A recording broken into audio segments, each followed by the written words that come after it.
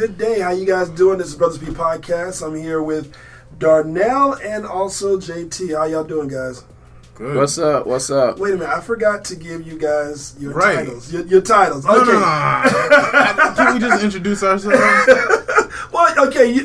Wait. The Peter Parker, the teddy bear Peter Parker. There you go. Okay. We got Darnell, and then we also have JT. What's up? What's up, you guys? Okay. Well, so far, how's everybody's week been? My week so far has actually been pretty good. I didn't know I called a parent. And apparently the parent was a teacher at the same school that I was at. Mm-hmm. And I called because I was calling all parents and, hey, let's get your children on, get them on the board, And I said, all I just basically said was that, there's some behavior issues and we want to get them on the right thing. And next thing you know, I come to class and, I'm overhearing something, what some of the kids are saying. They were like, I'm not signing that. One girl teacher said, I'm not signing that. I like it. I'm like, is there a petition or something going around here? And here, of course, little young girls, they think they're smarter than everybody else. They just start out that young, and they, why would you say that? What made you make that? Really? I'm thinking to myself, okay, I'm just curious. Why, is there anything going around? So I'm thinking to myself, no kid would actually start a petition about getting rid of something. And by the way, they're not. They haven't had to found anybody since February. So they've been going through rotational. Even when I had a class where the teacher was out.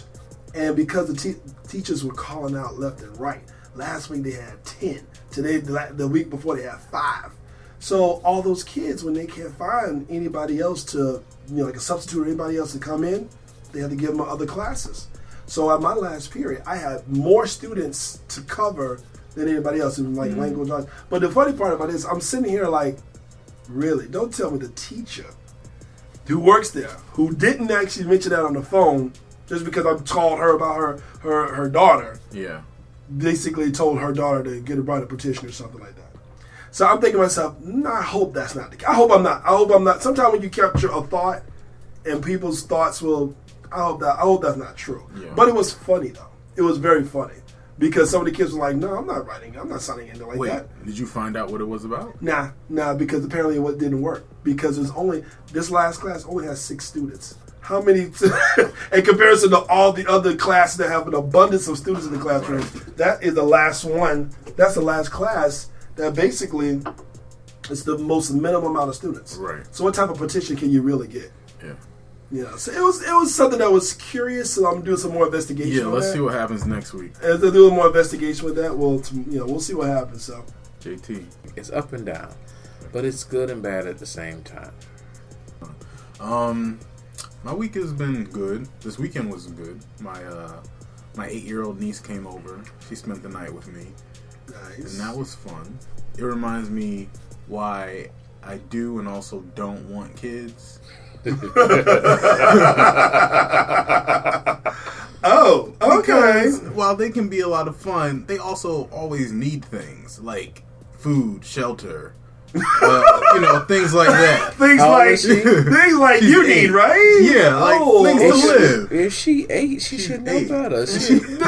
We just did this. We did the topic on adoption last week. Really? No, and I say that because of my 22-year-old at 8. I didn't need anything from her. She went and did what she had to do, and I can actually share a story with you. I remember when they were younger, like about a year, maybe a year down, 7 to 6. And I actually worked overnight and I was asleep one day after I picked them up from school, and I kept telling them, leave me alone, because they kept asking me for something to eat. And the same one who I'm talking about, she said, well, if you fix us something to eat, we ain't got to bother you no more.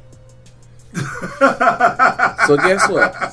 I jumped up and fixed them something to eat, so they wouldn't bother me no more. You know what? That was a smart way of looking at it. It made sense. That's not what she was. Her concern wasn't like eating or anything, because I fed her, but just my attention. Like she loves her uncle. She just and you like sweet. Get away from me. Sometimes I'm like, she's always like, Uncle D, help me, play with me. Can we watch this? Can we watch that? 2 minutes into watching something, she wants to watch something else. Wait, you mean to tell me when a child comes to your house, you don't plan to go out and... No, we did stuff. Oh, okay. But she'll say, like Saturday, we went to the pool. We were at the pool for like 2 hours. We were at the pool. We got back upstairs. where she took a shower, she changed her clothes. Within seconds of getting out the shower, she says, "I'm bored." She gets bored that quick. And I'm like, "We just got from the pool. You just had a ton of fun. What are you bored for?" Oh my God! Netflix would have been the listen. I had Netflix, I had YouTube, I had everything ready for her, and it would have been, if she was the type of kid where you could just sit them in front of something and they can occupy their own time, that'd be fine. But she wants me to experience it with her. That's so it's sweet. adorable. Trust sweet. me. Don't That's get me so wrong. She's the cutest thing. I will show you pictures. That's my 5-year-old. She's the cutest little thing. That's so sweet. But it's exhausting. You know. That's Well, you know, 5-year-old. Especially when you go from being single, just worrying about you for the most part, to having a kid to look after. I will. But- I guess we have to look when Darnell becomes a father. I don't know. That's what I think about. Like, am I too ready? selfish to be a dad? I don't know. But you know what? When it becomes your own seed, you look at it differently. That may be true. Yeah, That may be true. I mean, I have 3 nieces And right some now. people are just selfish to talk about it. Well, that may be Darnell. So we know. That may be Darnell. I have 3 nieces right now, and I love them like they're my own, but being a full-time parent just seems so foreign to me right now. But well. other than that, also this weekend I found out that my ex has a new boyfriend. Oh, And you been keeping track? No. I follow one of his friends on Instagram, and it was his birthday, and she wished him birthday, and she said, and I know your boyfriend is going to give you a great birthday or something, and then she she put in the boyfriend's username. So I clicked on his page, and the great thing is that he's ugly, so I'm completely unbothered. I gotta tell you, that does bring satisfaction. I'm like, it's good. Like, he didn't upgrade, he downgraded. But see, you know what? You got to realize he may look like a killer, but he might got a thriller, because sometimes that thriller. I'd rather have somebody that looks like an angel than somebody no. I need something cute to look at. Like, listen, no, you could have a. I don't know, because sometimes you like shopping ranks and it ain't gonna work. Thank you. I don't give nobody. I'm not as nice as Beyonce. Like, I can't. But if Shabba Ranks can swallow it all at one time, man, please, and that shit don't work. You still gotta look at his face. You still gotta look at it. Then we talk about society before. Let's say what you want. Moving on to pop culture. Pop culture is where we actually talk about some of the things that you have actually heard in the news and some things you have not heard. So this is the part where we swing this over to Darnell. Darnell, tell me what's going on. First of all, the biggest story of the week, and this is a bad transition, but rest in peace to Prince. Yes. Prince, he passed away this past Wednesday? Yep. I'm still in mourning. Yeah. Jason's actually wearing purple, a little bit of purple right now. Because I didn't have a lot of purple. No, purple. When it comes to Prince, yeah. So the cause of his death isn't quite known yet. Although, you're not going to talk about Prince. No, as usual, there are a ton of rumors going around. See, I want to find out. Don't talk about Prince. We're not going to say anything bad. We're just going to allude what the facts are. Somebody get quiet in here. Y'all know that I cut him. Well, tell us about your Prince memories. Like, where did you first fall in love with Prince? He was unique. He was different. He was attractive. And when I say attractive, yeah, he was a handsome man. But when I say attractive, the things he did, he was a beautiful man. Yeah, it draws you. He walked to the beat of his own drum. I've always admired that. They did his autopsy, yes. I believe Friday. They won't have results for weeks. Mm-hmm. However, there are a number of rumors going around from like TMZ. Mm. They say that there are photos of him in front of a Walgreens waiting for a prescription, and apparently he had been at this particular Walgreens like 4 times that week, getting a new prescription. The rumor is that a few days ago, before his death, that he overdosed on opiates to treat a chronic illness that he was suffering from. Okay.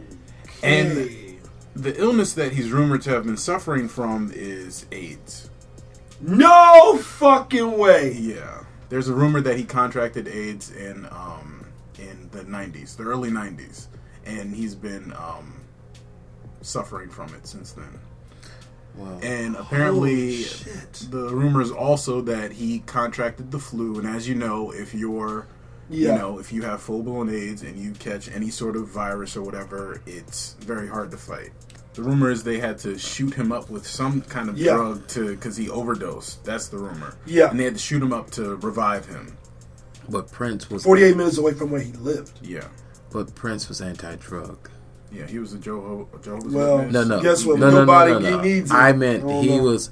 I meant I didn't don't drink, know. he didn't do drugs. Yeah, I don't know if it was something that was to help him get a boost. Like sometimes when we're sick, especially when you have asthma, they give you steroids to kind of build your boost. But He maybe became like no drugs later in his life, but I don't know about the early part of his life. I think if the rumors are true and he had some sort of chronic pain, then I can see where he might decide, I need drugs. I need drugs for to this sustain myself. Well, he had before he performed at the Super Bowl here, about 6 or 7 years back, he had hip surgery. So when he performed, when he performed at the Super Bowl here in South Florida, he didn't do any of his dancing and move around. He just kind of stayed still. He did a little bit of something, but he didn't. He had the twins doing the dances. Yeah, he didn't do anything major. And he had just got done with hip surgery. So, some extra drugs could have been in the play. Speaking of that, Wendy Williams was talking about him the other day, and she said that one time Prince summoned her to hang out with him. Like Prince does. He says, if you interest me, I summon you. Come over. Even Erykah Badu spoke about how close the relationship was, which I didn't know that relationship was even around. Yeah. But the thing about it is when she spoke of it, like when it came down to understanding Christianities and the whole bit, he was kind of cornered talking about his religion because Erykah doesn't believe in the same things. Yeah. But it was very, very fun. But even with Erykah, he was very, this is how it is. And like, for instance, one of Erykah Badu's best albums, he told her it wasn't done. And she got into her feelings. She got into her feelings like, what? The next story is it's about Beyonce. Because she did, last night, release a semi-surprise new album called Lemonade. It's called Lemonade, the visual album, because she released, along with it, a mini movie, an hour-long special on HBO, in which, she plays a song, she does crazy stuff. It had cameos from Zendaya, Amanda Steinberg, Serena Williams, and apparently it was really good. I can't say that I had time to watch it, but I fully plan to, even though I did get a chance to listen to some of the album. And the real reason why I bring it up is because of some controversy. Because, Beyonce can't take a shit without some controversy happening. And what happened was, there's a track on the album called Sorry. And some of the lyrics, and apparently this album alludes to an affair that Jay-Z had. Like, a large part of it, you guys have heard the rumors about Jay-Z and Rihanna. We saw Solange. Yeah, we saw the fight, and I'm going to mention that in a minute. We saw Solange. But one of the lyrics is, wave it in his face, tell him boy bye, middle fingers up, I ain't thinking about you. He better call Becky with the good hair. So she says that lyric in the song, and then Rachel Roy, you guys, Rachel Roy, the ex-wife of Damon Dash, who apparently back in the day, allegedly, Jay-Z and Damon Dash used to share her. What the is what fuck? People say. She posted this on her Instagram last night or this morning. She said, "Good hair don't care." That's the start of her caption. And this is after the lyric has been out and people are, thinking like, maybe this is about her. And then she basically confirms it with that caption. So, of course, the Beehive goes crazy. They start posting pictures of bees and lemonade and lemons on her Instagram. Oh, my God. My God. I'm sure you guys have heard that she was apparently the catalyst for the fight that Solange had with Jay-Z. She was? Elevator. That's the rumor. That apparently Solange got into it with Rachel Roy a few hours before the elevator incident because of something that was going on between Jay-Z and Rachel Roy. Whoa. So they start posting all this crazy shit. The Beehive goes crazy. They start buzzing and doing all sorts of crazy shit. Start buzzing. So they post all this crazy stuff on her Instagram and also her daughter's Instagram. And it gets really out of control. And so Rachel Roy then puts her Instagram to private because people are losing their minds. What the fuck? And what else? And some more backstory on this. After the whole elevator incident, Beyonce, you know, Beyonce doesn't talk. She doesn't talk unless she's singing. After this, I'm sure you guys have seen this picture of Beyonce wearing a Aaliyah shirt on her Instagram. She's wearing this Aaliyah shirt. Really? That's sort of like, well, when Damon Dash was married to you, Rachel, he was also fucking Aaliyah. Ooh. And I'm Team Aaliyah. So this goes back pretty far, and this also might be related. This also might be related to why Beyonce and Jay-Z didn't go to Kim and Kanye's wedding, because Kim is friends with Rachel. This is some shit. This is some Young and the Restless shit. This is no what? She's Beyonce. Also, she really don't like Kim. Yeah. The time they're doing the award show, Kim was sitting right next to Beyonce and also Jay-Z. It was at an MTV Music Awards with, of course, what's his face? Her husband, Kanye was there, and Beyonce wasn't even seeing her. Yeah. Beyonce wasn't even taking a look at Kim. She barely gave her any recognition. And they showed this. You can look at the MTV clips and you could just completely clearly see it. And it's like, well, goddamn, Beyonce. Like, Beyonce wasn't even carrying that. It seemed like she didn't give a fuck about who this girl was. Yeah. And quite frankly, I don't. I can't. Like, if you're Beyonce, you got all this talent, and you're next to this talentless, blow up doll. I would feel the same. Yeah. So she ain't even a blow up doll. She community pussy. Damn. Oh wow! All right. Wow. Okay. All right. Hold on. Am I wrong? You sound like Ray J. I had her first. Yeah. Okay, how many other people in the community had her? Well, a good number. A good number. Exactly. That's a decent number. But I really can't hate on her hustle, because she's no harm, managed to turn. But you community pussy. She's managed to turn that pussy into millions of dollars. I can't. But no. Because her mama was smart too. Her mom, yes, her mom was very smart. Let me tell you, made all of them relevant. Yes, that's true. I don't have much more, but a funny addendum to that story is that a lot of people, they heard Rachel Ray. I mean, they heard Rachel Ray, even though it's about Rachel Roy. So what the Beehive has been doing is been posting shit on Rachel Ray's Instagram page, like a bunch of lemons and bees. Oh my! You know what? Calling her out, dumbass people. You know what? Sometimes people take it too fucking far. This is funny. But I get you one goddamn thing. She gonna have a dish on her show next week with that honey and bees. Some sort of lemonade Probably dish is gonna show up. Wait a minute, this is gonna be called the Beyonce. Right, this is the Beyonce dish. Right, okay. Honestly, for pop culture, that's about it. There's another thing that I'm not sure. I think I want to say with a positive moment. Okay, perfect. Oh, so you want to do the positive moment? I have a positive moment. Yeah. Okay. All right. Something good that makes me happy. Yeah. Like all tingly inside. You want to take that moment? I'll take it. Ooh, your island come out. You all tingly inside. Tingly inside. Okay. All right. So the day's topic. All right, and the reason why this particular topic came up, because when I read the background of it, I myself had to question everything in regards to it. So, the topic of the week: should we keep the term gay? Should we keep the term gay? Now, let me explain why, and I'm going to go through a little bit of a history here that for myself, I had to really kind of think twice about it. I actually got this from, I believe, the Huffington Post in terms of the term gay. So I'm going to read out a little bit. The word gay, all right? And the word gay, I'm going to give you guys a little history, a little synopsis on the term gay. The term gay seems to have its origins around the 12th century in England, derived from the Old French word gay, G-A-I, which in turn probably derived from the Germanic word, which that isn't completely known. Now, the word's original meaning meant something joyful, carefree, full of mirth, and bright and showy, all right? However, around the 17th century, the word began associated with immorality. By the mid-17th century, according to the Oxford Dictionary definition at the time, the meaning of the word had changed to mean addicted to pleasures and dissipations. Excuse me.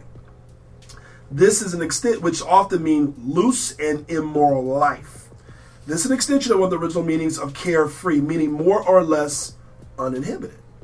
Fast forward to the 19th century, and the word gay referred to a woman who was a prostitute, a gay man, slept with, a lot of prostitutes. Okay? But basically, you were considered to be a gay man if you saw a lot of female prostitutes. Again, it's still in the heterosexual world. Now, at this time, the phrase gay it meant to have sex. With these new definitions, the original meanings of carefree, joyful, and bright and showy were still around, but not so much, it wasn't necessarily exclusively to being promiscuous or being a prostitute or sleeping with prostitutes. All right? So around the 1920s and 30s, however, the word started to have a new meaning.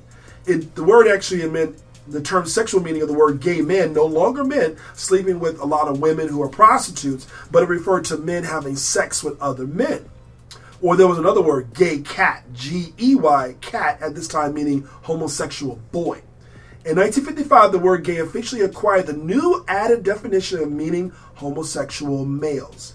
Gay men themselves seem to have been pretty much driving the thrust of the word with the new definition, as they felt, and still many do use the term homosexual, but many have problems with it because they thought homosexual was more clinical, like more of a clinical term. Right, wasn't it literally a clinical diagnosis? Yes. It was only recently taken out of like what's that name of that book with all the diagnoses? I know what book you're talking about. Yeah, I know. Okay, I can't remember it. We'll post about it on the website. And apparently, basically because of this, it was considered to be a disorder. Right, like a mental disorder. Yes. Yeah. So the gay community didn't like that. They didn't like that so much. So, because of the fact they didn't like the word disorder, they adopted the word gay. Now, as such, the comment against the gay community referred to one another as gay for decades. Even before the term actually became official. Reportedly, the homosexual men were calling each other gay as early as the 1920s. So at this time, homosexual women referred to as lesbians, not gay. Although women were referred to as gay, but the word mainly pertaining to women who were prostitutes.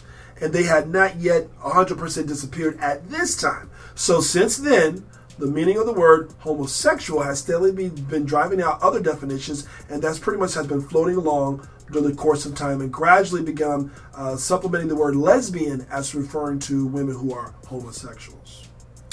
Now, the thing about it is, once you learn the meaning of the term, do you still think the word gay should be used?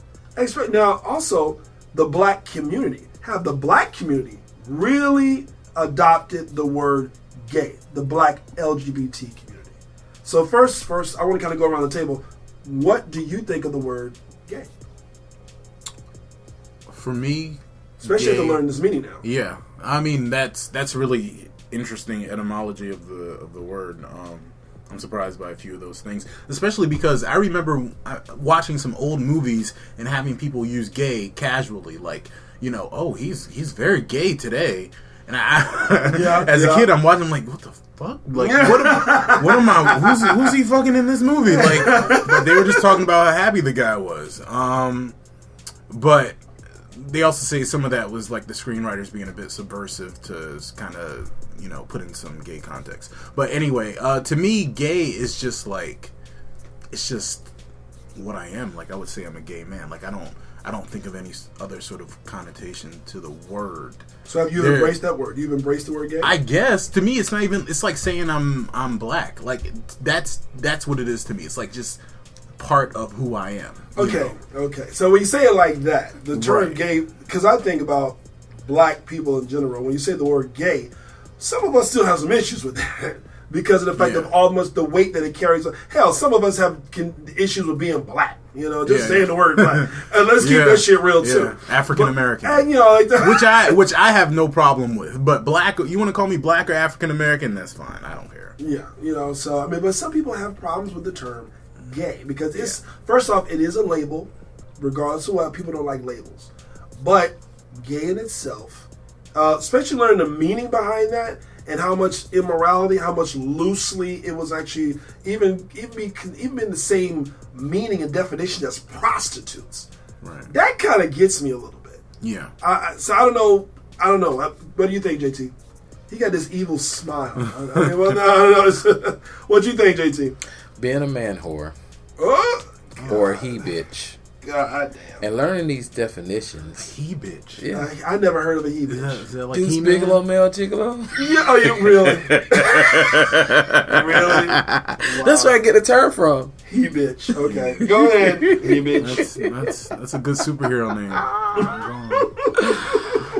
But learning these other new definitions, I've always knew gay as being happy. I don't care for the term, but it don't matter if you call it to me or not. But why don't you care about the term? Because shit, that means Gloria Gaynor, it's raining men. I'm looking for bitches in chiffons and what you call them big feathery shits they wear around and parading around the dance floor.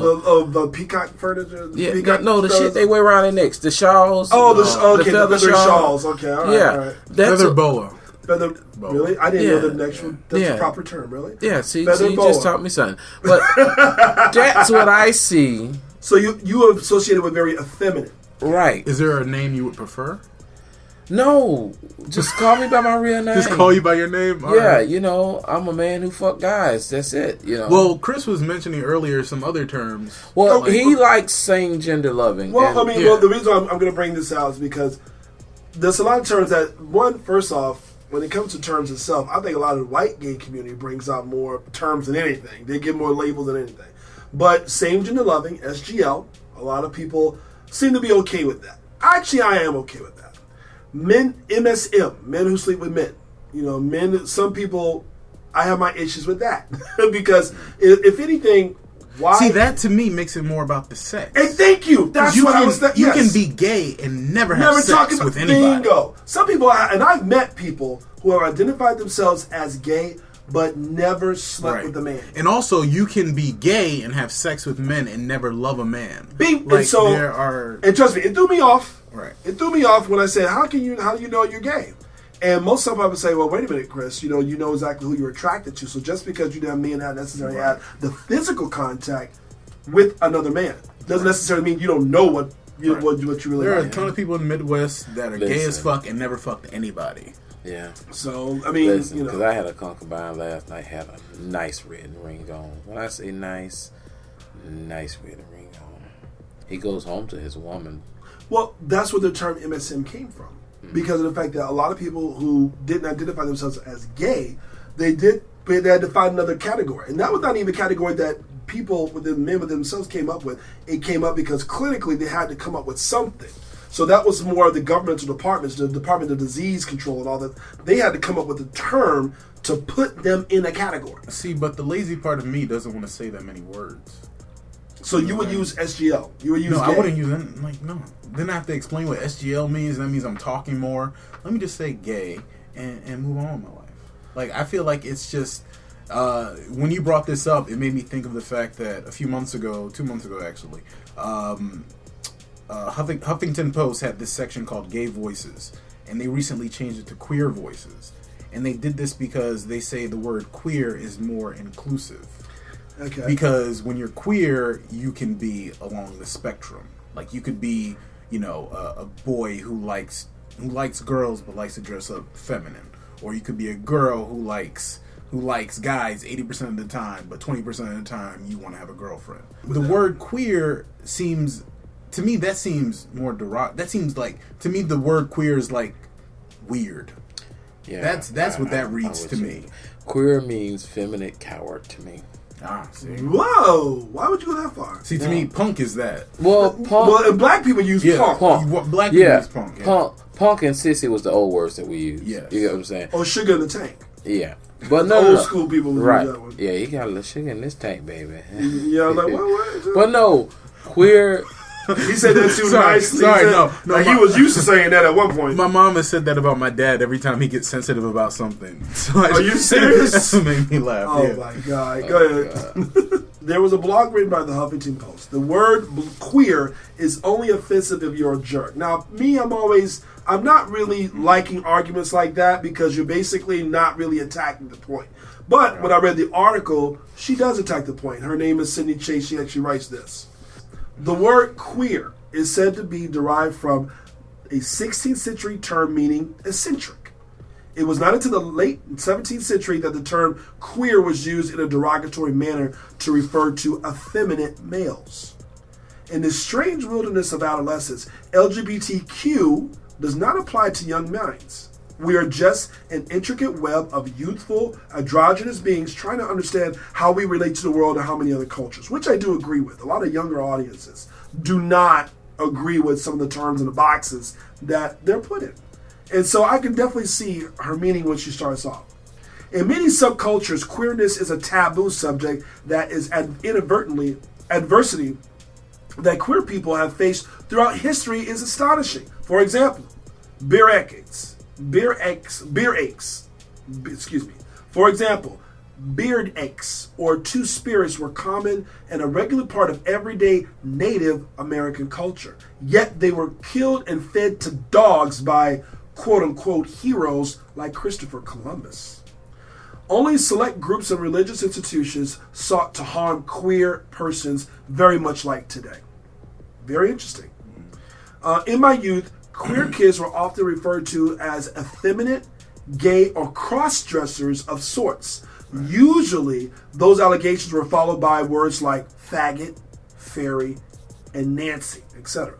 The word queer is one that still puzzles many minds today, depending on the context, as it is used now as an umbrella term for a strangely diverse community, one that becomes more so every day. However, for non-queer persons, one question remains: when am I allowed to use the word queer? See, to me, you can call yourself whatever you want anytime you want. But the idea of queer being an umbrella term to encapsulate someone like myself doesn't sit well with me, because I feel like that doesn't identify who I am. And the reason why I say that is because I actually found this list on Pride.com, 6 reasons you need to use the word queer. The first one is inclusivity, meaning that it sort of covers, everybody. Yeah. The second one is it's the they made up a word, unlabelist of labels. And it basically says that having the word queer as an umbrella term for all sexualities and genders helps to solve the problem. It also accurately describes sexuality as fluid, which it is for many people. And I get that. I find that, just from personal experience, the people that use queer are people who are sort of sexually fluid. People who sort of don't put themselves into any category for the most part. Yeah. So queer kind of covers everything that they could possibly be or want to do. Right. Number 3, power in being reclaimed. And I get that. People like to reclaim words. You want to take it back. And actually, you mentioned the root of the word queer, which is eccentric. Mm-hmm. And that, to me, I'd rather have the term gay for myself, which the root is happy, than to have a word eccentric. Because I'd rather be considered happy. I'd rather people look back and see, the word happy associated with me as opposed to the word queer. I'm sorry, the word eccentric. Well, eccentric isn't... Usually if you call somebody eccentric, you're not saying something good about them. What does it mean? It means that you're weird. I'm okay with that. You're odd and strange. I'm okay with that. No, not like that gives... Like, if I describe myself as weird, that's fine. But if someone else describes me as weird, that's... Let me say, what I've learned is that people who use the word... Wait a minute, hold up. People who use the term eccentric, what I've learned is usually they have money. Let's keep it real. Billionaire. If you're eccentric, it's usually you got money with you. So therefore, they're not going to have the balls enough to tell you that you're weird in your face. They're going to call you a different label. They're going to call you, well, he's a little bit off, but he's okay. See, but he's got money. Like, who wants to be called off? Was eccentric. Yeah, but that's all right. When you're a celebrity, you can be eccentric. Shit, because they will. Like what you're saying, you can afford to be eccentric, but I can't afford to be eccentric. All right, well, I'm broke. Listen, well, my broke ass is eccentric, and I embrace it. Wait a minute. Who calls you eccentric? Who calls you eccentric? Come on now. People call you that. Be real. That's who calls you eccentric. Yeah, it's a couple. Black people don't use the word eccentric. No, they might call you a character. Black people don't use the word eccentric. Yes. You're a character. I wouldn't call you eccentric. They would call you a character. Like if you wore funky clothes or something, they would call you different, but they wouldn't call you eccentric. No, I've had a couple of people call me eccentric. White people, mixed people, what? No, I'm serious. I really want to know. Really want to know. No, seriously. Black people call you eccentric. It's a couple of them. Not all of them. A couple of intelligent. Gay people say that. Gay black people say that. Straight people. I'm curious as to why. Ooh, what had you done to cause that reaction? Yeah. Well, I always say this. I walk to the beat of my own drum. It's different things that certain things I won't say on the podcast, but it's certain things I've done. When you started editing? When you started editing? No. I'm gonna call you out on that one. When you Don't started be rolling editing your neck at me, Khalifa. Don't you be rolling your neck at me. When you started editing yourself? But no. Honestly and truly, but it's a lot of things that I've done as a child growing up that I did get the title of a eccentric. I'm laughing because no, based on my musical taste, people have called me eclectic, and which is I've gotten that before. You've gotten that before? I've gotten eclectic. But no, Yeah. I mean I like strange shit. I really do, and you guys don't know that because it's not that I hide it from you guys. It's just that you haven't seen it around. Like, well, what average black person talks about astrology? That's why I think that you do belong in a different category. I would never. No average black male normally talks about astrology. I love astrology because of the backbone of what it is for many reasons, and I found that very interesting that you learned it and you were actually more into it in different aspects. So for me, that would make you. That would make you eccentric. And then when I look at the fact that your obsession, which by the way the book is coming soon, I'm going to make sure I force his ass and make sure I write it. His book pertains to understanding the sexual organisms and understanding many aspects of it that can really break it down to layman terms. Yeah. I think that's really something that most black men that I've never seen would be willing to even want to break that down. Yeah, that's weird. I do find that that would be in the eccentric category. That those things to me. So for me, I do look at you as many aspects that this is very funny that you be willing to, coming from the area that you come from, to be one, raised to be a father within the gay community, believe in some of the beliefs that you do, and also the way that the patterns in which you raise your children. Some people would actually say, you know what, it is kind of eccentric, but it works for him. So I would put you in that category. I would. See, I think the problem is in my head, someone eccentric is somebody who has like, I'm like picturing some like crazy haired white woman in like a yeah, in like she's got shawls on, she's got a flowy dress, and she's like reading crystals. Rich. No. She's just above homeless. Like she has a house. You serious? And her house is cluttered full of shit, like weird shit. And she reads tarot cards, and she's eccentric. Are you serious?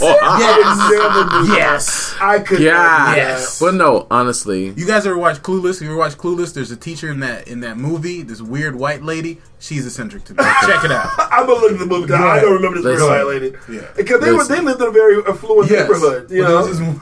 Wow. She wasn't quite as weird as I described, but she was odd. Go ahead. I'm going to say this, and this is me being very vulnerable, so I'm going to say this once. Go ahead. It's recorded. I know. It's a safe space. But I want y'all to shut up and don't ask me no questions. All right, go ahead. All right, don't judge me. As a kid, everybody knew I was going to be in funeral service because I had my own funerals with my toys. If my brother G.I. Joe got torn up, it had a proper burial, and I'm not ashamed of it. Even with the kids, when they I bought them hamsters. When their hamster died, I gave them a proper burial. It wasn't no throw it in the garbage. They got put in the ground. You know, I shined and painted up a little box for it. And actually, that actually became a little small business, but it got too high in demand, and I had to let it go. But that actually is also a business that I probably can pick up later down the line, because death has a very big price tag on it, but it's how you do it. But yeah, no, with the hamsters and stuff, I buried them. They had made smaller makeshift caskets and buried them and stuff like that.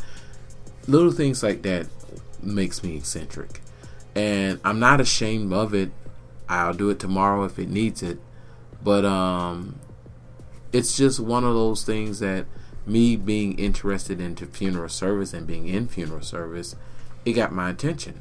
But you know what? But to me, I do find that to be a good reason as to why people would find you eccentric. Mm-hmm. Yeah. But the term gay, right, queer, would you accept the term if somebody called you queer?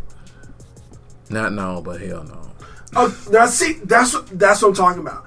I don't think black people would. First off, what black person have you ever heard to use the term queer? That's the point. We don't use it. And for me, you know what? I said you right now. I'm just kidding. I is that black people don't use the term See, queer? he got offended. You saw how he put his finger. He was like, what? Ready to fight. Like, No. I thought he gonna take out his earrings. And he don't wear none. He first, like, bitch. Yeah. The first time I've seen queer used as prevalently now is like online on like Tumblr, and it's amongst like the younger generation. That's what I've seen. You're white or you're black or all? All, like across the board. You know, you kind of right about that. I think all. I feel like it's younger, and it's due to the internet. You got a Tumblr? Yeah, of course I did. Oh, okay. Not one of those porn ones like some people. So here's my thing. Go ahead. Black people and the terms Yes. gay and queer. Right. Do we really use this shit? No. Well, unfortunately, we don't use those terms, but the terms we do use for, I'm just gonna say, homosexuals are more derogatory, or very derogatory. Like punk. You call them punk, you call them down low, you call them what else do you call them? Give me some words. You can get, well, you definitely use the term gay. Yeah, faggot. Gay, like you, faggot ass. They would use faggot. The very derogatory. You want to get Jamaican bumba cloud? Like you use all everything derogatory. So actually, our culture, we're harsh when it comes to dealing with people of gay culture. Now, I mean, and the thing about it is, the term itself, really derived from not black people, but at the same time, it derived from very ugly beginnings. But you know what? And that's why it's part of me is like, do we really want to embrace the term, or have we just simply changed the term?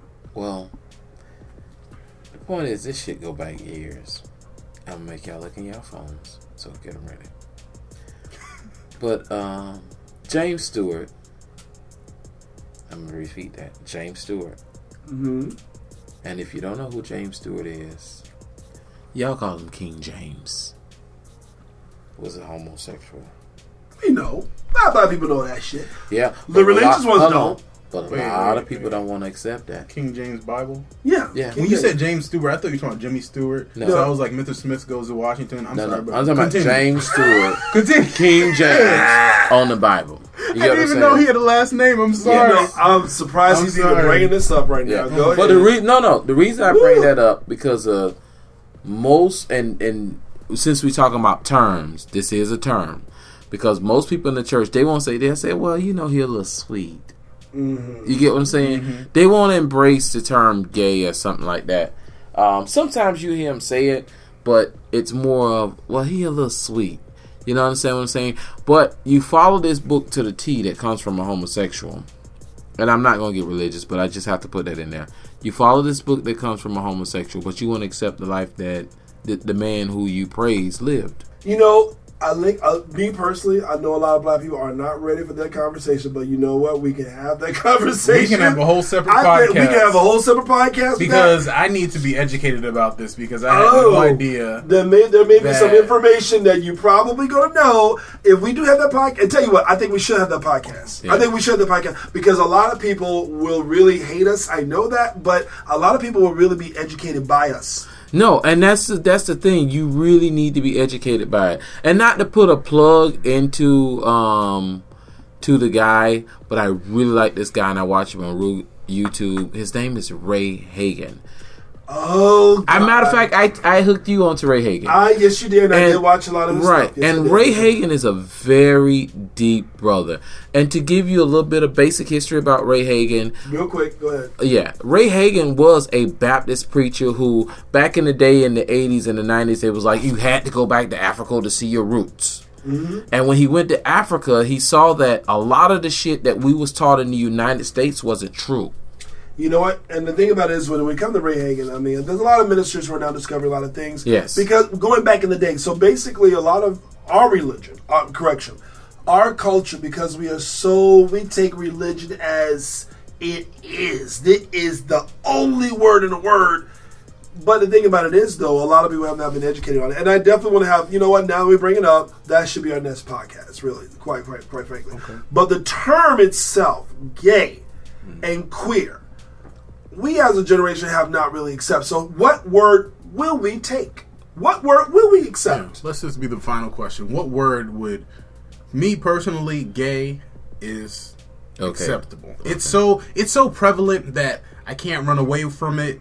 and I can't think of something else to replace it. Okay, but so you accept it. I agree to disagree with that. Yeah, I have to. Like it's on all the, like I feel like it's gotten so, it's like I said, so prevalent that it's used so casually now to where it's no longer by the majority looked at as necessarily a derogatory term. It's just a term for someone who isn't strict. So, and my question is to you, in terms of the word gay, you have accepted it. It was already in creation before you were even born. Right. You've accepted it because you're used to it, but is that a term that you wear comfortably?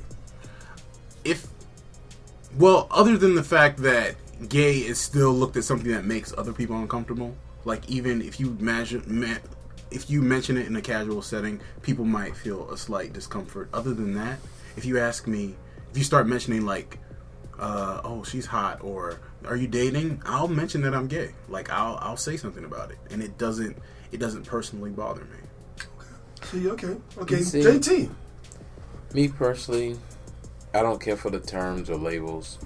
I hate to be labeled. I hate that too. I guess me living that free spirited life that I do sometimes, that was me. Because when people ask me, I tell them I'm me, 24 hours, 7 days a week. Because my personal, I feel like you say that if they say what's the time, you'd be like, I'm me. No. No, when people go to asking me questions, do I like girls, do I like boys, what do I like, I'm me, 24 hours, 7 days a week. And the reason I say that, because when I started out in this lifestyle at 23, that's when I kind of jumped head first in. Even though my quest and search was for boys, I've always took a girl home. It's a club, local club here. I won't call the name of it. But when I went to this local club, even though my objective of going in this club to take a boy home, I always took a girl home. Interesting. So I was able to get away with it for years. You know what? The thing about it is, I think, well, people could always, especially when you have children by the age 30, especially in our culture, a lot of people expect children in the late 20s, early 30s. They do expect a lot. There are a lot of expectations. Mm-hmm. So you will, just by being the lifestyle or the life that you have. I really don't want to use the word lifestyle. I don't like the term lifestyle. I don't hate the term lifestyle. That sounds like you're doing it's something. Like it's a fad. You know, it's not a fad. But the thing about it is, people will automatically put you in a category. Since our category is very different from the white gay culture. Mm-hmm. And many aspects of the white gay culture we have embraced because some of us, quite frankly, didn't know exactly where else to go. And so we kind of fell under that umbrella. But the reality is, for instance, marriage. Now, I'm not sure many black gay men really care about the term marriage. I'm not sure many black gay men care about adoption. I'm not sure. It's a question. It is a question, not necessarily saying that particular portion of the topic is permanent. People who have biological children who are gay. Matter of fact, with one of my friends that I met a couple of days ago, he was saying that his gay friend's son don't want anything to do with him. And the problem is, people force their lifestyle on their children.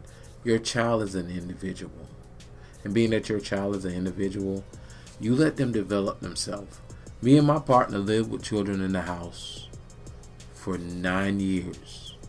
And it's very rare that our sexuality interfered with their everyday life. We never enthrust where we were all in each other's face and stuff like that because we gave them their own identity. But wait, what do you consider thrusting your life? Well, I had a friend who I fell out with.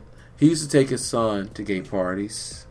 You know what I'm saying? Because a lot of people consider even having a relationship, like even having a boyfriend, as thrusting your life. That is true. That's very true. No, like, not that. Because if you teach your child to be their own individual, it's different. Right. But how was that? I don't know about that one.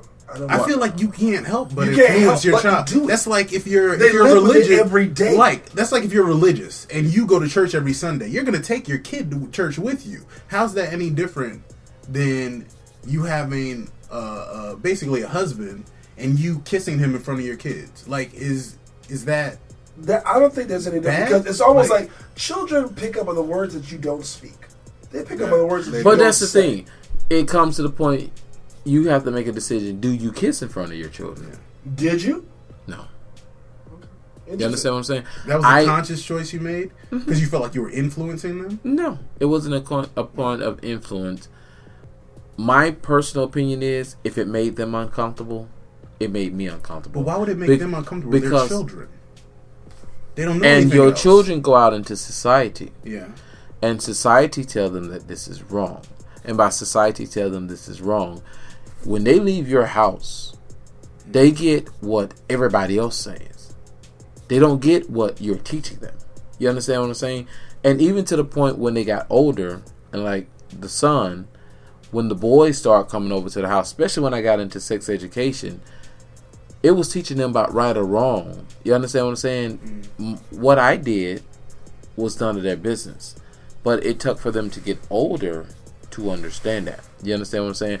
I'm not entrusting my lifestyle on you, but I am teaching you how to be safe. The next question then becomes then, because again, the word itself, they're going to come across in society regardless, gay and queer. They're going to come across that whether they want to or not. Yeah. And the thing about it is, though, the question then becomes, how many of your children are okay with that lifestyle and actually in that lifestyle themselves? Because that is the question that then becomes up. It's because that shows they're okay with it. And by nature, it then begins to show that they are comfortable with it. Well, you know, and true. And I only got one, and it's my oldest girl. And she's married to a girl. But the fucked up thing about it is, the one person who she can come to, she didn't. Doesn't mean that she was influenced, though. No, I don't think she was comfortable, right? I should say, to accept who. But this is the one who came to me with everything. So it kind of maybe the fact that you hid aspects, and you did hide aspects of your life from your kids, made her feel like maybe you weren't fully comfortable with that. Because I didn't see my parents making out all the time, but I did see moments of affection. We did that. I mean, did you? You didn't kiss? Like my parents would kiss on occasion in front of me. No, we didn't kiss in front of them, but you know, you hold hands. Yeah, you would embrace each other. It's times that we laid on the couch and he come lay with me and stuff like that. Well, that's different. I'm thinking you're living this. You're pretending like you're roommates. No. We didn't live a roommate life because we slept in the same room. Okay. You know, and it's even times when the children, whether they had a nightmare or not, come and they get into bed with us. Right. You get what I'm saying?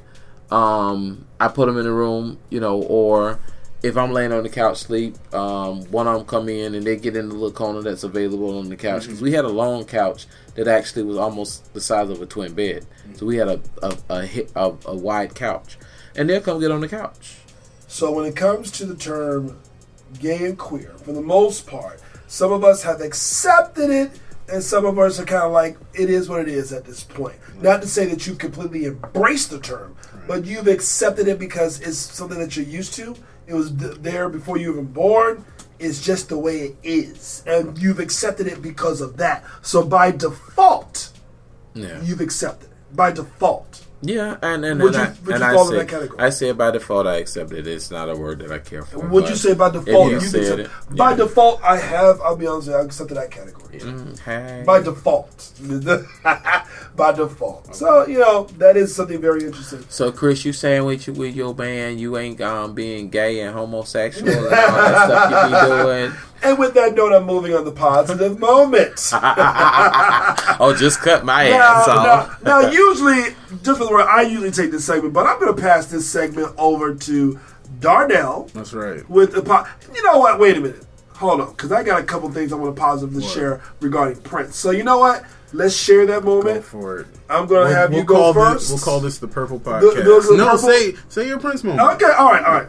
Now, there's a lot of things that a lot of people did not know about Prince. And I just want to kind of bring this up because I found it very interesting. There was a recent interview that was actually done not that long ago pertaining to Prince. And that Prince actually was so into helping people, he would actually use his concerts as a cover to bring in community leaders together in that town, like for Chicago for a particular reason, New Orleans for a particular reason. He would do a concert in that area, but the concert was as a cover. Vendors were not allowed. Certain people were not allowed. He would use it to bring the community leaders of that area, to bring them together to resolve and try to see how can he contribute to those areas. To me, that's something that a lot of people within the community don't know about Prince. I thought it was outstanding, the fact that a lot of people did not know that about Prince. Now, another thing that people did not know about Prince, Michael Jordan owes a lot of his riches because of Prince. The first person to design his shoe was Prince. Michael Jordan, till this day, and by the way, when it came down to even the topic of, Prince doing anything, Van Jones was a very good friend of Prince. And he spoke about the things that he used to do in the White House. He left the White House, and how he also spoke about how Prince basically had to say, because he was feeling down that he basically is no longer in a job working with the White House. I mean, that's a very important position for a black male to be in, and he no longer had that job. Prince told him to go to 2 weeks in Jerusalem, pray about it, come back, name the things that you want to do, I will help you do it.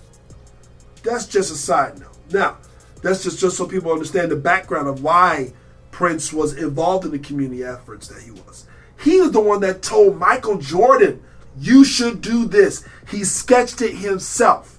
And that's why Michael Jordan got into the business that he's at. You know what? I don't know about that. But guess what? Prince was rich as hell at that time. True. So, do you really think Prince cared about money? Prince didn't care about his name at this point. I care. Shit. Prince don't care about his... Listen, Prince's name was Prince. When you are Prince or Michael Jackson or Whitney Houston, do you really care about your name being promoted as much? No. He made an effort to do something. Prince also, when he was the artist formerly known as, the symbol itself represented an African symbol mixed with male symbol and a female symbol. And when you look and you make the connection, that's exactly what you got. These are the things that many people did not know about Prince. And that made him so unique. He was very outspoken with the chemtrails. He was very outspoken in terms of the things that the society does not know of. He was a very, very interesting character. And I gotta tell you, me personally, aside from the music, we know this man made hits. We know Scandalous. I love Scandalous. I love when it came down to when he made the Batman soundtrack. I still love Party Man, okay? But he laid so many other songs that we can adore. But the other side of Prince, he didn't want it known. He wanted it secret. And that was the thing I do adore about Prince. To me, that's a very positive moment. Go ahead, Darnell. My positive moment is sort of a small victory for black women and black people in general. Harriet Tubman is going to be on the $20 bill. They're going to have the design out by 2020, but it won't actually be into circulation by 2030. But this is a pretty big thing because, as y'all know, the money has been basically old dead white men plus Sacagawea. That's been the money for centuries.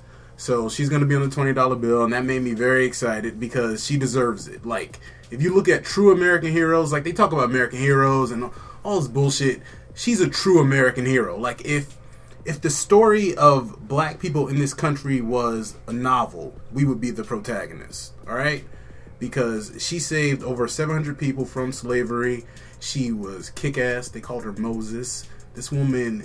She got hit in the head multiple times. She suffered from seizures, and she still made multiple trips from the south to the north, carrying our people. So I think that's pretty fantastic. And in inclusion to that, they're also going to have some suffragettes also on the money with I believe with the $10 bill with Alexander Hamilton. So that's pretty awesome. That made me happy this week. All right. So that's our positive segment. Just want to make sure. JT, you have any opinions of that? Any ideas on that? I'm just soaking it all in. Soaking it all in. That's all right. So that takes us over to the the rotating segment. Usually the rotating segment, we just got to bring in a little bit more interest of something, person, place, or thing that may be of interest that maybe you don't get not like. You know what? I'll be honest with you. I don't have one. Hold on. Didn't I give you a damn rotating segment last week? You gave. You know what? Actually, I should. Okay, he mentioned the artist that I mentioned. That was a gay rapper, Earth Tone. Now, Earth Tone. You know, the reason why I brought this up is because I said, you know, let's kind of give more light to some of the Black LGBT artists. You know, black artists, and a lot of us did listen to it. You know. You know, JT's opinion was not necessarily always in complete favor of him. Well, what was your opinion? My thing was he didn't. He used other people's music. He used sound bites to make his music. I didn't have a problem with his music. It was very. I liked it what he stood for, but my thing was I wanted him to have something original, and he had nothing original. His words maybe was original, but all his beats was from a popular song that I can remember. How was his flow? His flow was fair. No, that's a C. That's like a you know, it's average. When I did listen to him, the reason why I brought him out there, because I thought his flow was enough to where it should give some attention to. Yeah, I'll give him that much. What did he rap about? He rapped about. I mean, he rapped about different things, but I know one where he rapped about meeting the guy in the club and you know, the first time of meeting him, and he was across the board in many different categories. But I did like what I heard. I actually listened to the whole album. Okay. I put it on while I was driving down the street from SoundCloud, and I listened to it. You know, last week we were talking about Eden's Garden. That's what we talked about last time. The one that you missed with basically it's a transgender show that's on YouTube. But so far, Earth Tone, what I did listen to was songs. Yes, I did say the same things. I did kind of get the fact that, you know, a lot of the music you were talking about was, you know, but I guess the other part of me is like, we gotta start supporting those who are actually, you know, doing. Maybe he's doing that just to get his voice out. Yeah, and so I look at maybe that. he can't afford to make his own beats. Who knows? It could be a serious reason. We can start a GoFundMe and get him a garage band. See, everybody want to do GoFundMe. You know, Give Forward is much better. Give Forward? Yes. Okay, what is Give Forward? This is another part of the rotating segment. Give Forward is the same thing as GoFundMe, but what Give Forward does is it asks the people who donate to you to pay the fees for you, and their fees are less than GoFundMe. Give Forward. I didn't know that even this existed. All right, you guys, go to our Give Forward page, giveforward.com/Brothaspeak. And there you have it. Go ahead. But no, as me using it, it was a nice site. If the person decided to pay the fees for it, you got, like, if they pledged $50 and let's say they took out $5 for it, if they pledged $50, they asked them to pay the $5, so they paid $55 and you got the $50 and Give Forward got the $5. It was very detailed like that, and that's what I liked about it. And the percentage of what they took was less than GoFundMe. And I gotta say this, on their page, it does say Give Forward pages power the most giving ever. This is actually being endorsed by Fast Company, New York Times, Inc., Forbes, CNN, and also TechCrunch. Most people who have raised gave over $187 million, 648,000. So this has actually been a really good thing, which I never would have noticed this if you actually didn't tell me.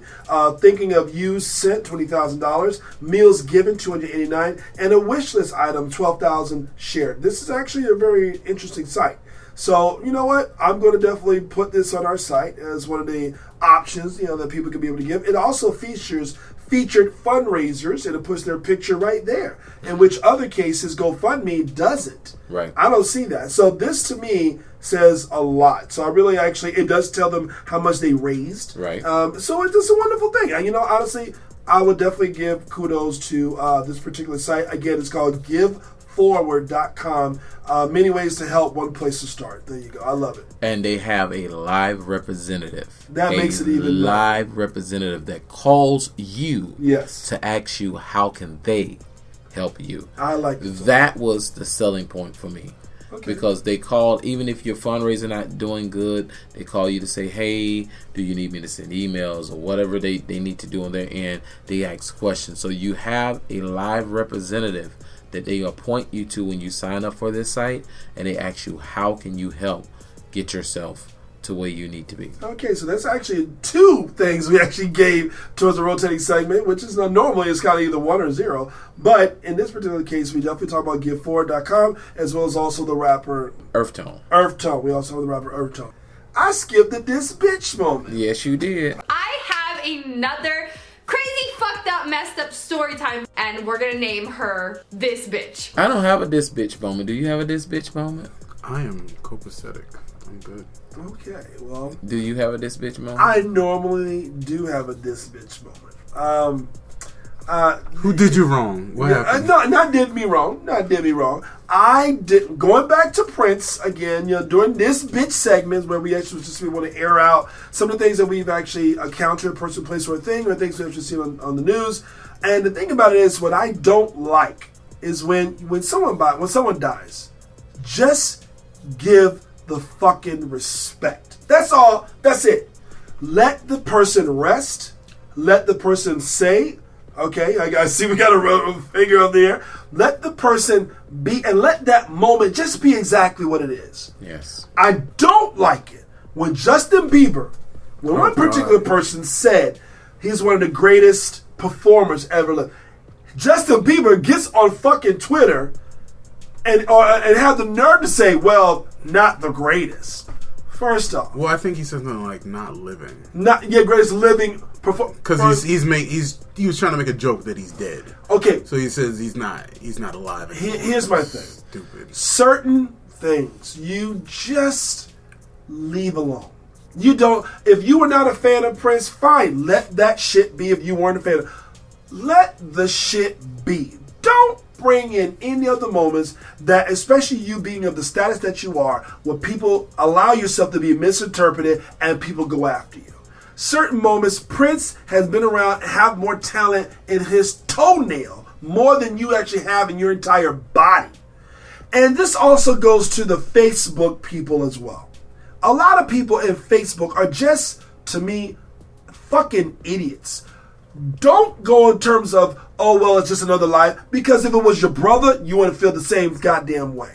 And a lot of idiots really come out the woodworks when it comes to somebody of Prince's stature. By the way, he probably contributes more to a community than most of the motherfuckers on actually Facebook or any other place had could possibly say in their lifetime. So the moments that I saw on Facebook, I saw some very good, interesting facts. I myself also posted some things that a lot of people didn't know. But the thing about it is, when I saw the people coming out the woodworks to just make it as though it's absolutely nothing, it's just another person, but yet when the shoe was on their foot, they changed it around. Right. The bottom line is that sometimes you just got to be human for just a second. Don't be different. Be human and just allow the moment to occur. Allow the person to, at least people to grieve. Allow people to express themselves in what they feel. Leave it at that. And we're done. JT. For me, I've always been a fan of Prince. I'm not in tears, you guys. I'm not gonna cry, but I speak in that light. So I'm letting you know I'm okay. But Prince has always been an idol for me from a kid. Because he was that different person that I had to look up to. Like, we speak about a lot of the gay kids like Beyonce, and they follow the Beehive because they look up to her. Prince was someone who I looked up to because he was not the most masculine man in the world, but he always had a good babe on his side. And even in life on Oprah and talking, Prince had split personalities. And he embraced that he had split personalities. But my this bitch moment was not to go with what you're saying. I'm really into embracing this man. And I love everything that he's put out there for me. And everything that he gave us to listen to, because he spoke knowledge in his music. And if you're not a Prince fan, I'm sure Prince got a song that can take you through what the fuck you're going through. But my this bitch moment, to not get off the subject, was I was at work and I was on the phone taking an order. And one of my drivers came in my ear as I was taking the order and said, "Hey, you heard Prince died?" I went blank. And the lady was like, "Hello, are you there? Are you there? Are you there?" I'm like, "Yeah, ma'am, I'm here. I just need a minute." And she said, "What's wrong?" I said, "I can't tell you, but I just need a minute." I didn't realize hearing the news that he passed would affect me in the way that it did. But when I got out the phone, I told this bitch, "Don't you ever give me bad news when I'm on the phone handling business." Okay. Because it really drew me blank. Right. And this bitch like, "Oh, I didn't think nothing of it." You didn't know the magnitude. He didn't. You didn't know the magnitude that would have on me. I didn't know the magnitude that it would have on me. Right. Because I heard when Prince went to the hospital. Yes. So I knew he was very sick. Yes. But what pissed me off was this bitch told me at the wrong time and the wrong place. Right. And it really affected everything around me. It's like my fast production that I was doing just kind of stopped and went into slow motion. So that was my this bitch moment. You know, this particular week, we may be dedicating a lot to Prince a little bit more, but you know, I guess because, guess what? This man has been around since the 70s, and his music has affected us in every sort of way. Right. And so, you know what? I think it's perfectly fine to actually dedicate a bit of the show definitely to an artist that has affected us. Like, to, you know, I was thinking the other day, like after he died, I was like, holy shit, we've lost Michael Jackson, Whitney Houston, and now Prince. Exactly.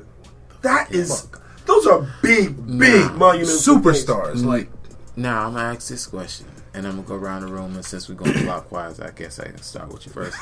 What is your favorite Prince song? I have to be honest, I don't know a ton of Prince songs. His popularity was a little bit before my time, but what's my favorite Prince song? I remember him in the Batman soundtrack. Thank you for mentioning that. Prince, my favorite Prince song. Shit, I like 1999. Okay. Because they played the hell out of that in 1999. So, Right. yeah. That was like the theme song. Yeah, that was the theme song of the whole year. Matter of fact, millennium. we were standing on the corner because we didn't go out, me and my neighbors, because we always hung out in my neighborhood. And actually, 1998, 99 coming in, we was all on the corner drinking, listening to the radio. And when 1201 hit, everybody played 1999. Mm-hmm. Every radio station played 1999 after the year came in. Mm-hmm. What was your favorite song, Chris? Let me tell you, I have too many songs, but I mean, one song that I really liked about him was during that same album. Even though I have several of them, including his greatest hits album. I love Scandalous. I love when the song he did, Money Don't Matter Tonight, when it came down to Spike Lee's movie. I love when he did so many songs, but one song that does stick out when it came down to discussing, and this is how he explained it, God versus the devil. Let's go crazy. Yes. Let's go. And when he explained why he wrote that song, God versus the devil, let's go crazy. I love that song. Wait. Sorry. I have to take back my selection. When Doves Cry. I fucking love When Doves Cry. That's my favorite Prince song. I take it back. Okay. I mean, because when he explains his songs, you get a much better understanding. And again, I like many of us. Listen, I love The Revolution. I thought was probably the best band he ever performs with, because they were not just professional and damn good musicians, but they also fit him perfectly. Yes. Don't get me wrong. I love the new Power Your Generation. I love Cream. I don't love Diamonds and Pearls when he sang with Rosie Gaines. I love the live performance he did with Rosie Gaines. Trust me, there's a lot of things about him. That's why it's so hard. But if I'm going to pick out one, I would say Let's Go Crazy, when he was talking about God versus the devil, and that song was his version of that depiction. I love it. My number one is I Hate You. Ooh. And if you go to YouTube and listen to I Hate You, it's a really deep song. Yeah, it is. For those of you who don't know, and I'll explain it, I love, no matter how happy I am, I love heartbreak music. I love to feel the soul that people put into music. That takes me places. And no matter how happy I am, I love that deep soul of when you take me and I can feel your pain. So that's why I love I Hate You. Now, my pleasure song of Prince is On the Couch. And if I'm not mistaken, that's number 10 on the Musicology CD. You need to check that out. Excuse me, guys. How did we say it one? This bitch mentioned two. No. It's a Prince stan. No, but y'all don't understand. Y'all don't know Prince like I know Prince. You get what I'm saying? The Sign of the Times. Oh yeah, yeah, that's true. That was a good soundtrack. Yeah. That was a good song. Head. Oh no, I don't know that song. Head. Until you get enough. Matter of fact, Head was one of his popular, so popular on this song. It's on 3 or 4 albums. Okay. You know, I do like Pop Life too. I should have mentioned that. Pop Life was actually one of the songs. But anyway, you know what? I think we're going to end up, just basically saying that we lost an icon. Yes, we did. We lost somebody who was extremely touched all of our lives, and the best way to do that is through music. His version, his way. Just him being who he was. He knew how to be a celebrity. And on top of that, he let us become comfortable with who we are. In honor of Prince. So we thank everybody for joining us on this particular podcast. Again, we'll be coming at you next week. And you know what? Yes, we're going to be tackling that subject in terms of the history and the gay history. And we might get some hate mail on this one. Lord Jesus. But we're gonna tackle that subject as the next subject. Before you hate us, please find us at brothaspeak.com and also brothaspeakpod.com. Thank you. Yes. And also on Instagram under the same name, Twitter, and follow us. Okay, guys. So what we're gonna do, we're gonna give you some time to get ready for next week. But in the meantime, please bless your time with a little bit of Prince songs, CDs, and just kind of collecting some information that many of you guys didn't know. So on that note, I'm not going to end what I normally end up with in my normal note, but I'm going to end it off with just basically live your life in a very purple Prince manner. Go ahead, JT. End it off. No, that was perfect. Good night. Good night.